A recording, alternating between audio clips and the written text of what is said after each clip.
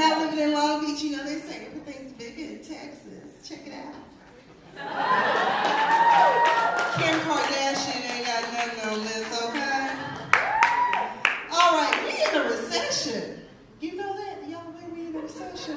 Apparently, you know, it must be really bad when Rent-A-Center come and repo your stuff. Because I was just watching on the news with Billy Bob them in Idaho. They didn't have a truck. They just broke up in the furniture store and took their stuff back. I said, oh, Lord, this times are hard. We got to steal furniture with no U-Haul. But anyways, I am a Fia the Diva, and I decided that if I'm going to be a diva, I have to look the part, because I found out something about myself. I was like, this weight that I put on is not going to come off by osmosis, so I decided to get in shape. Mainly because I got tired of looking like what I ate. Muffins. Y'all know what I'm talking about. Muffin tops. Cottage cheese above the knees. That ain't cute. And plus, I found something that was wrong with saying plus size skinny jeans. That just didn't sound right to me. So I joined a boot camp, and every Friday, these crazy trainers that get all excited about running Signal Hill. If y'all ever been to Signal Hill, Skyline, and Cherry, there's a very steep hill. Well, I don't even think it's really safe to run or walk. We need rappelling gear to get up there, okay? I mean, because they were like, okay, ladies, y'all ready? We were like, oh, yeah, shit, it's 5:30 in the morning, hell no.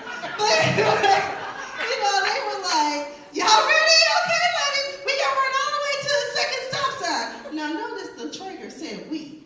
Now, meanwhile, I see us running up the hill, and they done hopped in the Ranger. I'm talking about, see you at the top! Woo! Like, I never run with us. Needless to say, I started up that hill. I had to start singing Old Negro Spiritual. I'm coming up on the rough side. But speaking of getting in shape, I was watching the news the other day, and I was like, good morning, America. Y'all need to come up with something else to talk about. They were talking about how there are women in Hollywood that are too buffed or too toned.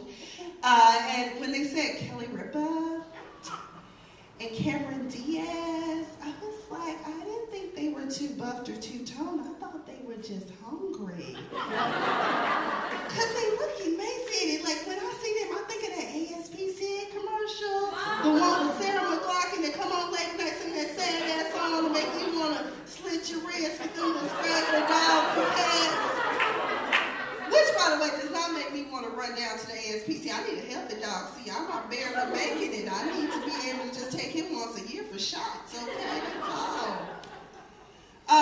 But anyways, I grew up in the South, and I often had to come across some issues that most black folk in the South have to deal with. You know, white people sometimes don't think we're very intelligent people. So anyways, my first job was out of college, was working for Hertz, and I, was renting cars, of course. And my manager one day tells me, hey, you gotta go down to Park Place Mercedes and pick up this old lady. And I was like, okay, no problem.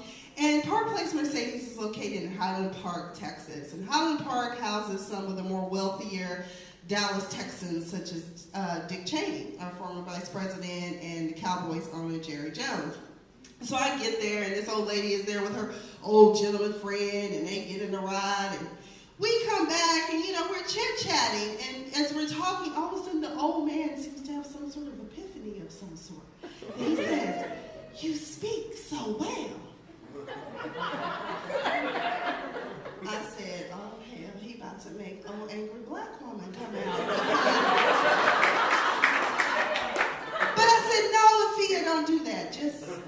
Just give him your academic resume. Let this man know that you do speak well because you're educated very well. I said, yeah, I attended Law Magnet High School and graduated from there and went on to University of Tulsa and graduated from there. And he was like, Tulsa? Oh my God, that's a good school. I said, yeah, it is. They're letting women in there now. And black people too.